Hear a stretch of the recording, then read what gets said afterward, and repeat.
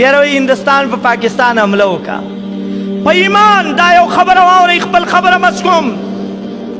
زه چې کله جیل کې هم صفا صفا وایم که نیسي ما ونیسه په جیل کې هغه علما هغه طلبا قسم په الله قرآن مې مخې ته دی هغوی به دا دعاګانې کولي یا الله په دې ملک د هندوستان حمله راوله موږ به د هندوان فوج ملګري ګرځو د خپل فوج ملګرتیا نه کوو دومره ظلمونه شي دا قرآن مې ورته مخې ته کړ که دروغ ورکې وام ما کې به ایمان وي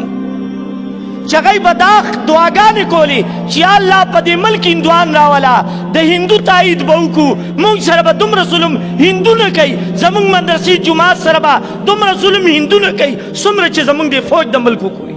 دا به هغوی وي اوس که په دې معنی سي ومې خو دا درته زه قرآن مې ورته مخې ته کړم دومره د خلقو زړو دردو تا سره به تایید وکړي دومره پښتانه دې وټاکول تا سره به تایید وکړي ستا مرګرتیا به وکړي تا پسې به د زنده‌باد چغې ووایي که غلطه وایم که غلطه وایم ووایي وبکي در سره تا کوم ظلمونه کو دې ملک سره تا کوم ظلمونه کو د دې پښتون سره تا کوم د پښتون بچو نه جوړو یا الله د دې ملک افسران چې د پښتنو بچي جوړوي الله خپل بچي وجوړوه امین پې الله په خپلو کورونو کې خپل بچي پې وجوړوه الله خپل بچي پې وجوړوه بس تا د پښتون بچي وجوړول تا د پښتون هر کور کې په سوات او ملکنډ کې هر کور کې غم راوستی دی هر کور کې دوه او درې مړ کړي دي و تا سره به دا پښتون تایید وکړي تا خو پښتون دومره تنفر پیدا کړ دومره نفرت دې د پښتون د ځان نه پیدا کړ چې سن 65 کې تا سره پښتون ولاړو سن 71 کې تا سره پښتون ولاړو په بل غزا کې تا سره پښتون ولاړو د پښتون په لاره چې بتلی د پښتون بچي به ته سلوټ کولو د پښتون په لاره چې بتلی تا ته به د پښتون بچي د خپل کور نه شوده او پی رایستل تا ته به د پښتون بچي د خپل کور نه چای راکړي دومره در سره مینه وه تا چې نن پښتون سره څه وکړل پښتون ته ذلیل که رسوا که آیا پښتون به ستا تایید وکړي دا مې د زړه درد نه تاسو خبرې وکړي خدای ته خپل آینه صحیح کوي خدای ته خپل ځان صحیح کوي ګنې ورنه زما د نبي په خیرو کې راغلی زما نبي خیرې به وایي نبي اسلام وایي شراب چسکي په ده څه دی وایي څه دی تیز وایي لعنت دی ستا د ملک افسران د شرابو نه بغیر وخت تیری په ایمان وایه ټول نه یادوم الا ماشاء الله ستا په دفتر کې هر فرعون ناست دی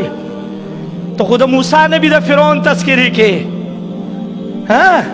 هغه به د نه هیر شي مړه که دې دور فرعون دې وکته وړوکې نه وړوکې چې په دفتر کې ناست دی او سپین ږیری لاړ شي په ایمان واره څومره سکونډي څومره پې د سپي غوندې غپار کوي بابا پله کښېنه بابا هلته کښېنه بابا تنګول مه کوه کوي که نه کوي دا هغه وړوکې افسر ګوټی دی ته د موسی نبي د فرعون تذکرې کې ستا ملک پار دفتر کې الا ماشاء الله ټول نه یادوم الا ماشاء الله مې ځکه وي فرعون ناست دی ستا ملک به ښه درز ومومي ستا ملک به ښه درز ومومي هېڅکله نه ده ځان سم کوي که د الله رحمت غواړئ او د نبي د خیرو نه ځان بچ کول غواړئ ځان سم کوي او زما د ملک مشرانو او زما د ملک واکدارانو ځان سم کوي ګنې ټول عمر به په دغه لعنت کې ګیر او دا ملک به ښه د رزو نه مومي کله که ژوندی وم سوچ د الله عذاب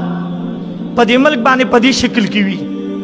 دا ملک به ښه د رز نه مومي که غلطه وایم وایي که نه نیسي به تاسو که ما چې تاسو غلي